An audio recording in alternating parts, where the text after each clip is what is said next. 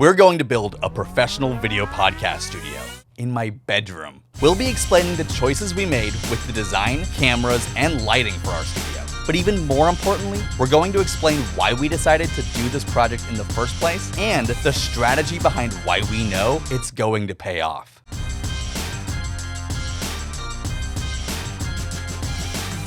We launched our new business a few months ago with dreams of constantly creating new content to grow our brand. We're video marketing experts, and we already knew how to make awesome videos, so it was going to be easy, right? No, it was not easy, and we were wrong. We didn't have a dedicated place to film, and every time we wanted to make a new video, we had to build our background from scratch. As perfectionists, Casey and I found this process very frustrating. We didn't have a simple, repeatable way to make videos. We thought as pros we were above that.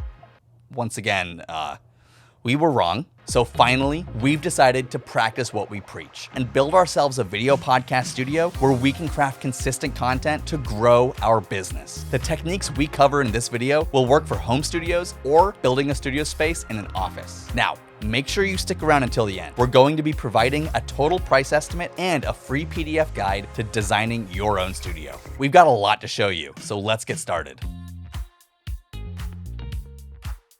Welcome to the new Video Marketing Playbook Studio. There are two reasons that we built our own podcast studio. First is to reduce friction when making videos, and the second is to tell our story visually. We recently started a new business, and we knew that making consistent marketing videos was going to be really important for us. We had big plans, but we quickly ran into a problem. We didn't have a dedicated space to film. So we really struggled to be consistent with filming. Every time we wanted to film, we had to build our studio from scratch. This isn't that annoying if you're only filming a few times a year, but really when you're filming on a monthly basis, this process quickly becomes really painful. And the friction it created stopped us from creating content as often as we wanted. This is a super relatable problem that lots of our clients and students face when they start making marketing videos for their brands. But we now finally have a Studio Flex space where we can much more easily and consistently film our videos. This space is always here and ready to go. It only takes a few minutes of setup and then we're ready to film. So by reducing friction when creating our videos, we're able to create more content, focus on making our content more meaningful, and use less energy to create that content. Whether you put effort into your background or not, it tells a story about you. And low effort backgrounds typically tell a less than flattering story. We wanted our background to visually convey information about us to our audience, so that within the first few seconds of someone watching our video, they would know who we are. So we designed a background that our target audience would be able to relate to. And we're going to explain how to do that for your own background in just a little bit. So let's talk about how to make a flex space studio. For most of us, studios need to be created in a multi-use flex space. For us, that was Michael's bedroom. It's where not only does he work, but it's also where he sleeps. Podcast studios don't need to take over an entire space. With a little bit of extra thought, you can create an awesome studio that doesn't limit the functionality or aesthetics of your space. Building this studio space in my bedroom did not make my room less functional, and it does not get in the way of my day-to-day work or activities. So if you're building your podcast studio in your living space, the main thing to consider is not to build your studio where your family or roommates are going to hang out all of the time. If you have to kick other people out of the living room every time you want to film, this will increase the friction of filming, which is exactly the opposite of what we want to do. The same piece of advice applies to building your studio in a commercial office space. Don't build your podcast studio in the reception area where there are constantly going to be people around to interrupt. However, if possible, building a studio in your office can be a really cool opportunity to set it up in a space where you can have an awesome background that applies specifically to your industry. For example, if you're a coffee company, having your giant coffee roaster right behind you when you shoot a podcast would be epic. You also could just build your studio in the conference room. How to design your own studio. We're going to explain how to build your own podcast studio and use our new studio space as the example. There are 3 sections to building your own studio space: background design, lighting, and camera and sound. Let's start with background design. And we'll break background design into 3 sections. Tell a story with your background, rule of threes, and creating color contrast. On social media, you only have a few seconds to tell your viewer who you are and why they should keep watching. It's impossible to do both of those at the same time while just talking. So we need our backgrounds to help us multitask. If your background is set up right, then your background can do the work of telling your audience who you are while you tell your audience about why they should keep watching this specific video. Fill your background with items and decor that tell the story of who you or your brand are. Come up with 3 adjectives that you want your audience to associate with your brand. Next, think about what styles of decor or objects are associated with those adjectives. And finally, make a list of the icons of your industry. For us, we came up with the following lists. For adjectives, we came up with creative, storytellers, experts, and fun. For icons of industry, we thought of an editing computer, cameras, gimbal, and lenses. Now comes the fun part. Gather up the decorative items that fit your adjectives and your icons of industry, and take a look at the blank canvas that will be your background. If your canvas isn't totally blank because it's a flex use space, that is completely okay. Don't stress about it and try to make it perfect. We're just trying to enhance our videos, make them more aesthetic, and tell a more compelling story. Any improvement is better than nothing. Now get to decorating and seeing how you can fill your background with decor that tells your audience about your brand visually. And our next tip is very useful for this part of the process.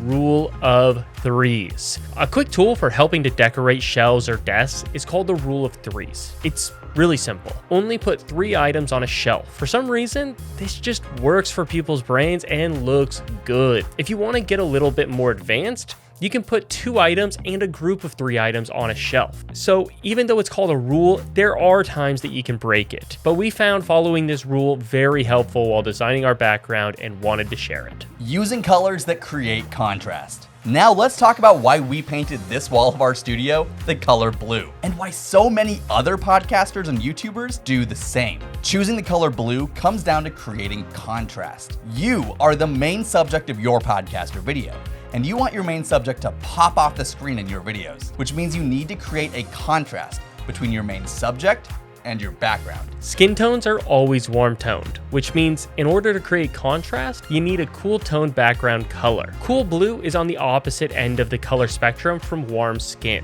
We went with a darker shade of blue just because we like the aesthetic, but you can absolutely go lighter if you want a different vibe.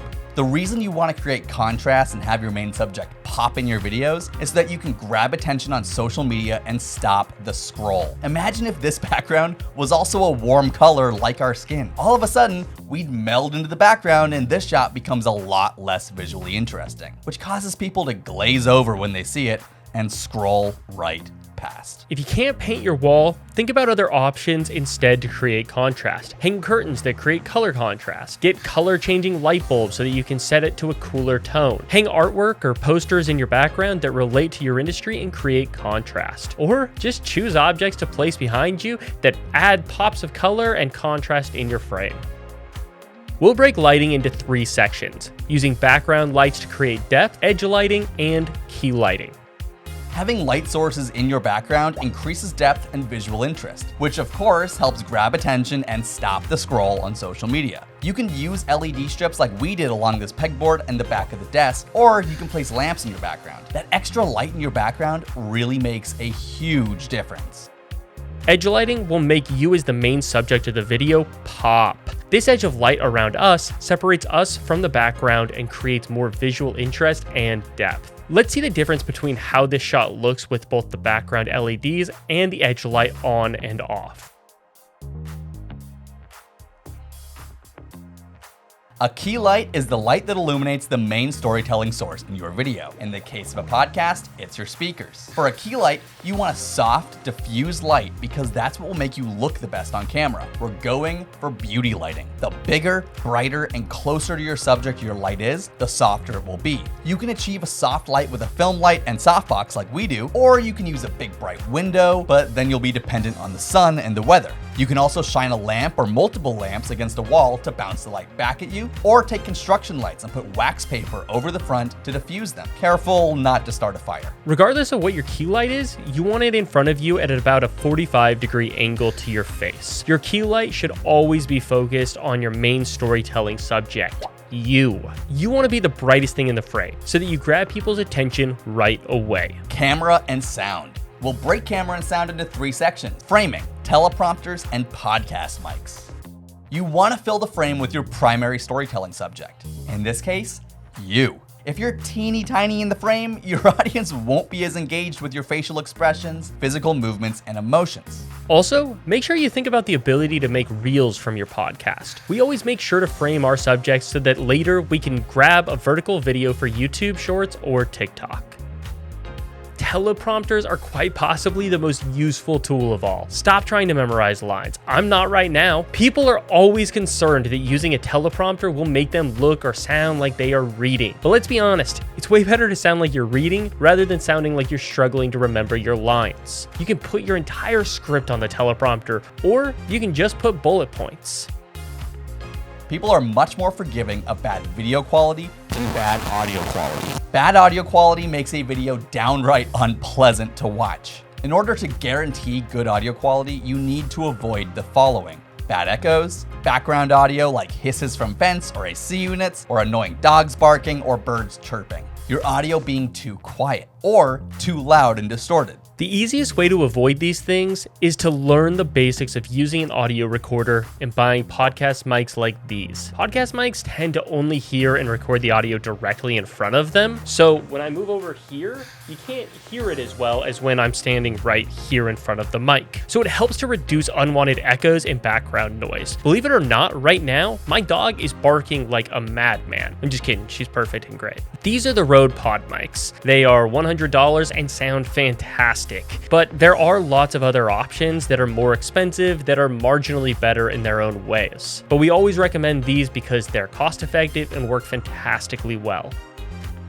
So let's get down to brass tacks, the total cost of our podcast studio. All of the decor behind us were things that we already owned, so we didn't need to spend any money on that. A lot of it is film gear that we just repurposed as decoration. Again, you can do this with any industry that you're in. If you own a business, then chances are you have a lot of props just hanging out, ready to be used in your background. And that desk right there, that's just actually Michael's work from home setup. So these were our only costs. $79 worth of paint and painting supplies, $60 worth of LED strips, $54 of miscellaneous items like new socket covers, dark colored surge protectors, and cable concealers. So the grand total for our new studio comes out to $193. Cha-ching! Check out the link in the description to download a PDF guide to designing your studio. It's the same step-by-step checklist that we utilize when creating our studio. And this will make sure that your studio space will tell your brand story, stop the scroll on social media, and enhance your videos to take them to the next level. Got any questions? Leave them in the comments below.